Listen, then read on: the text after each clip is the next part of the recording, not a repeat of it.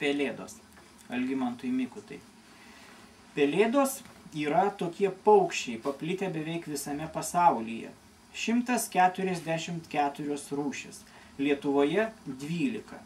Akys jų būna priekyje, didelės, kojų nagai ilgi, geriau jos gyvena tenai, kur mūsų nėra. Jos mėgsta vienatvę kaip žmonės, kai verkia.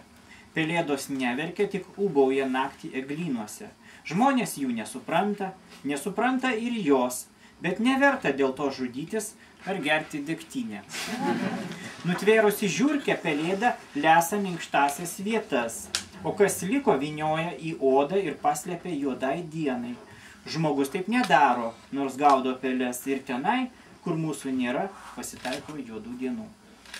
Gyvena didysis apuokas, toksai bubo, išsirita iš kiaušinio, turi draugų ir priešų. Minta kiškiais, voverimis, pelėmis, paukščiais, tasai į raudonąją knygą įrašytas teisuolis. Nešoksi dėl to iš mašinos, nemesi rūkyti, nenustosi beicuoti grūdų, nepadėsi kiaušinio, nemylėsi kokios lututės, o darysi, ką moki, nors gyvenime būna visaip.